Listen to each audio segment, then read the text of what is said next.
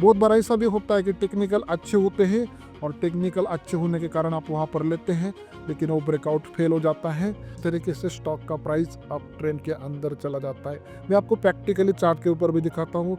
Zero से आगे बढ़ना चालू किया, प्राइस ऊपर की तरफ चली गई।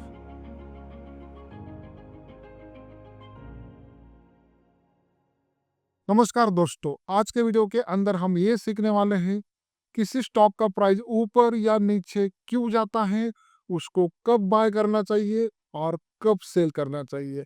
इसके लिए सबसे पहले हमें कुछ चीज़ें मालूम होनी चाहिए, जैसे कि ईपीएस। ईपीएस का मतलब कंपनी पर शेयर कितना पैसा कमा रही है, ये आपको मालूम होना चाहिए। उसके बाद अगर हम कंपनी के पी रेशो को ईपीएस के साथ गुना कर दे तो हमें स्टॉक का प्राइस मिलता है। यहाँ पर मैंने गुना कर दिया है पी रेशो को ईपीएस के साथ और ये उसका टोटल आ गया।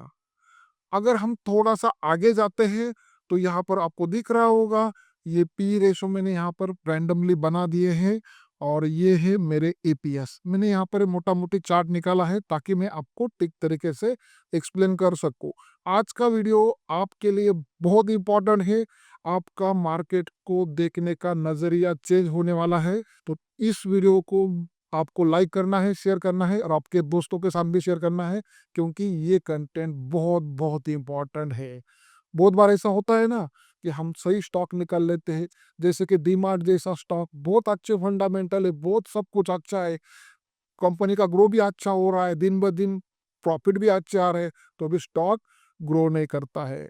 क्यों नहीं ग्रो करता है, ये मैं आपको इस चार्ट के अंदर आपको दिखाने वाला हूँ। बहुत बार ऐसा भी होता है कि टेक्निकल अच्छे होते हैं और टेक्निकल अच्छे होने के कारण आप वहाँ पर लेते हैं, लेकिन वो ब्रेकआउट फेल हो जाता है। तो ये ऊपर का पी है और ये ईपीएस है। ईपीएस को अगर हम गुना कर दें पी रेशो के साथ, ओके, तो क्या आता है स्टॉक का प्राइस। यहाँ पर आपको दिख रहा है 75 स्टॉक का प्राइस आया। अगर हम इस तरीके से धीरे धीरे आगे जाते हैं तो हमने ये ईपीएस को 25 से गुना कर दिया तो स्टॉक का प्राइस इतना आ गया। उसके बाद इस तरीके से 15 को हमने 35 से गुना किया, स्टॉक का प्राइस आ गया।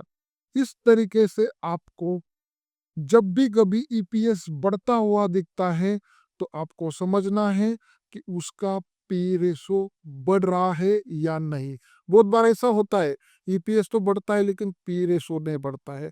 उसी टाइम क्या होता है, कंपनी का प्राइस कंसोलिडेशन करने लगता है या गिरने लगता है।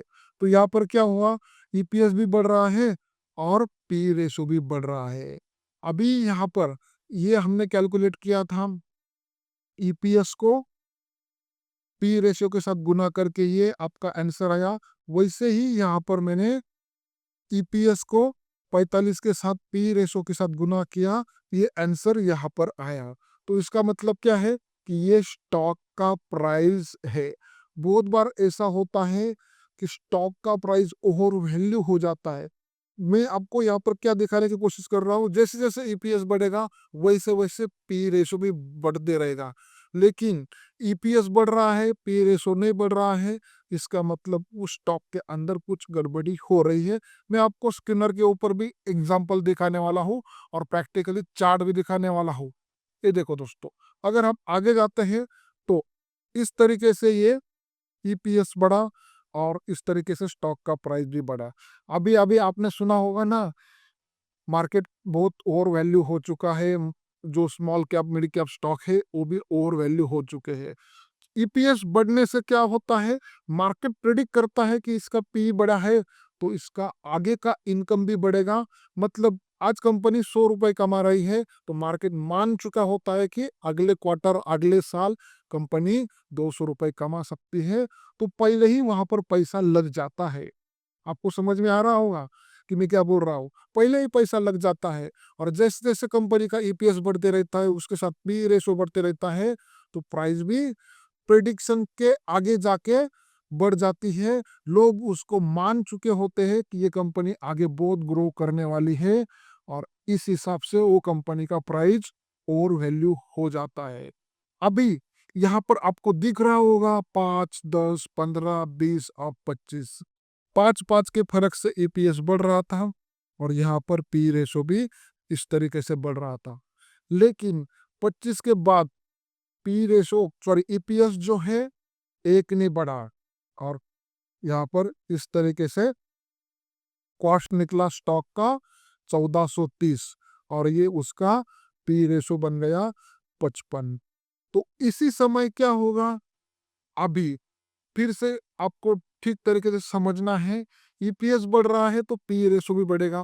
पी रेशो बढ़ने से क्या होता है कि हम मान चुके होते हैं कि इस स्टॉक का आगे ग्रो होने वाला है, इसीलिए मार्केट ने इसका पी रेशो बढ़ा दिया।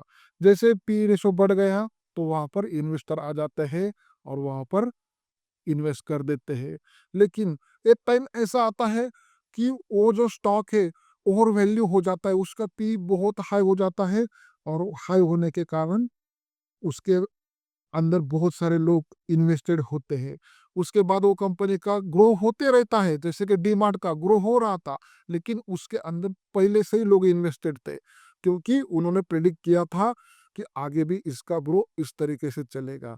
तो यहाँ पर क्या हुआ, 25 के बाद 26 का पी हो गया, तो यहाँ पर भी तो ग्रो है ना, लेकिन यहाँ पर स्टॉक का प्राइस जिस तरीके से बढ़ना चाहिए था उस तरीके से नहीं बढ़ा। वैसे ही अगर आप आगे जाते हो तो इस तरीके से आपको दिखेगा कि पी रेशो वहां पर ही है, लेकिन स्टॉक का प्राइस धीरे धीरे बढ़ रहा है, उसका जो स्पीड है वो धीरे धीरे कम हो रहा है। और इस तरीके से जब आपका ईपीएस 29 हो जाता है तो प्राइस इस तरीके से दिखाई देता है। जैसे ही प्राइस ऊपर की तरफ चला जाता है और 31 का ईपीएस हो जाता है, पी रेशो वहां पर स्टक हो जाता है क्योंकि ईपीएस का स्पीड कम हुआ। ओके, ईपीएस का स्पीड कम होने से क्या हुआ, पी रेशो यहाँ पर स्टक हो गया। ईपीएस कैसे बढ़ना चाहिए, जैसे कि पिछले टाइम बढ़ा था। बहुत बार ऐसा होता है ना, बहुत तेजी से ईपीएस बढ़ता है और उसके बाद थोड़ा थोड़ा थोड़ा बढ़ते रहता है, तो मार्केट मान चुका होता है कि ये ईपीएस थक गया है या कंपनी का ग्रोथ रुक गया है, थोड़ा थोड़ा बढ़ रहा है, मतलब उस स्टॉक के अंदर इन्वेस्टर धीरे धीरे इंटरेस्टेड नहीं होते हैं।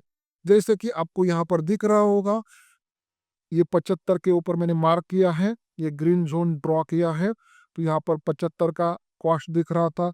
उस तरीके से यहाँ पर जैसे कि 10 का एपीएस हो गया तो आपको यहाँ पर दिख रहा होगा 25 बन गया। इस तरीके से स्टॉक का प्राइस अप ट्रेंड के अंदर चला जाता है। मैं आपको प्रैक्टिकली चार्ट के ऊपर भी दिखाता हूँ। इस तरीके से ईपीएस और पी रेशो बढ़ते हुए दिखे तो आपको समझना है कि ये स्टॉक मल्टी बैगर 10x होने वाला है, 5x होने वाला है, जो भी है। उसके बाद अगर ईपीएस धीरे धीरे बढ़ता है, कम बढ़ता है, जैसे कि यहाँ पर 25 के पहले क्या था, 5-5 से बढ़ रहा था, यहाँ पर 1 से ही बढ़ा, तो क्या हुआ, ईपीएस जो मार्केट का प्राइस है वो धीरे धीरे नीचे आना चालू हुआ। दोस्तों यहाँ पर आपको दिख रहा होगा 1 से ही बढ़ा, तो यहाँ पर इन्वेस्टर ने इंटरेस्ट छोड़ दिया, धीरे धीरे सेलिंग चालू किया। ओके, तो इस तरीके से आपको बहुत सारे स्टॉक के अंदर ईपीएस धीरे धीरे बढ़ते हुए दिख रहा होगा। इस तरीके से धीरे धीरे ईपीएस बढ़ने से धीरे धीरे स्टॉक की प्राइस भी नीचे आती है। अगर हम स्क्रीनर के ऊपर जाते हैं, ये देखो दोस्तों, ये है जोमेटो का चार्ट, ये स्किनर आपके सामने। जोमेटो को चार्ट के ऊपर अगर आप जाते हो और यहाँ पर अगर आप देखते हो तो ये आपका जोमेटो का ईपीएस यहाँ पर आपको दिख रहा होगा। आप क्वार्टरली भी देख सकते हो और ईयरली भी देख सकते हो। क्वार्टरली के अंदर क्या हुआ, ईपीएस माइनस में था, मतलब कंपनी कुछ पैसा कमा नहीं रही। यहाँ पर भी ईपीएस क्या था, माइनस में था। यहाँ पर भी ईपीएस माइनस में था, यहाँ पर भी ईपीएस माइनस में था। इस तरीके से कंपनी कुछ भी पैसा कमा नहीं रही थी। ईपीएस का मतलब क्या है, कंपनी कितना पैसा कमा रही है। जैसे ही ईपीएस जीरो हो गया, मतलब यहाँ पर भी कंपनी कुछ भी पैसा कमा नहीं रही थी, यहाँ पर तो कंपनी घाटे में थी। आपको धीरे धीरे ग्रो होते हुए यहाँ पर दिख रहा होगा। जैसे ही कंपनी ने थोड़ा सा प्रॉफिट किया, मतलब क्या, घाटा कम करके थोड़ा सा प्रॉफिट किया, उसके बाद ये ईपीएस तेजी से बढ़ा 0.16 हो गया, 0.16 के बाद 0.20, 0.29, 0.20, 0.6। अगर हम इस चार्ट को देखते हैं तो आपको समझ में आएगा कि किस तरीके से ये जो ईपीएस है, ये जो ईपीएस है, ये देखो आपको दिख रहा होगा यहाँ पर। ओके, ये ईयरली है और उसके बाद ये बढ़ना चालू हुआ। ओके, तो मैं आपको जोमेटो के चार्ट के ऊपर लेके जाता हूँ। ये देखो जोमेटो का चार्ट, अगर आप ठीक तरीके से देखते हो, इस एरिया के अंदर ईपीएस माइनस में था। जैसे ही यहाँ से ईपीएस ने जीरो से आगे बढ़ना चालू किया, प्राइस ऊपर की तरफ चली गई। मैं आपको फिर से स्क्रीनर दिखाता हूँ। ये देखो यहाँ पर क्या है, डेट देख लो आप, जून 2023, सितंबर 2023, और उसके बाद ये देखो दिख रहा है आपको, मार्च, अप्रैल, मई, जून, यहाँ से ही प्राइस ऊपर की तरफ चली गई। जब तक आपका ईपीएस जो है माइनस में था, तब तक आपको यहाँ पर कोई भी रिटर्न नहीं मिला। तो दोस्तों, इस तरीके से आपको ईपीएस पी को गुना करना है, स्टॉक का वैल्यू देखना है, वो स्टॉक ज़्यादा ओवर वैल्यू तो नहीं है, और उसके साथ ये ईपीएस भी देखना है कि वो धीरे धीरे तो नहीं बढ़ रहा है, और तब आपको चार्ट के ऊपर जाके देखना है कि सही में ये स्टॉक लेने लायक है या नहीं है। वैसे ही आप बहुत सारे स्टॉक के अंदर देख सकते हो, ट्रेंड के अंदर देख सकते हो, जो बड़े बड़े एशियन पेंट जैसे स्टॉक है तेजी से गिरे, वो क्यों गिरे? इसी कारण की वजह से गिरे, क्योंकि वो ओवर वैल्यू हो चुके थे। वहां पर ईपीएस बढ़ रहा था लेकिन पी रेशो बढ़ नहीं रहा था, इसीलिए उस स्टॉक के अंदर करेक्शन आए। दोस्तों, आज का टाइम ऐसा है दोस्तों, बहुत सारे स्टॉक है कि उनका जो माइनस ईपीएस है वो प्लस के अंदर आ रहा है, और प्लस के अंदर आने के बाद उनके चार्ट के अंदर भी ब्रेकआउट अगर आपको दिखते हैं, तो तो वो जो स्टॉक है, वो स्टॉक आपके लिए मल्टी बैगर साबित हो सकते हैं। अगर आप क्वार्टरली देखते हो तो आपके लिए वो स्विंग ट्रेड के लिए अच्छे स्टॉक हो सकते हैं। जैसे कि जी शिप के अंदर भी हुआ था, वेल क्रॉप के अंदर भी हुआ था।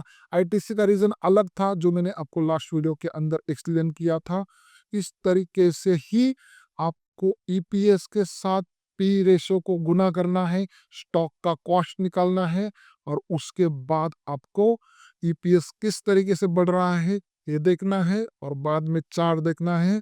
चार्ट देखने के बाद आपको तुरंत समझ में आएगा कि ये स्टॉक कितना बढ़ सकता है या नहीं।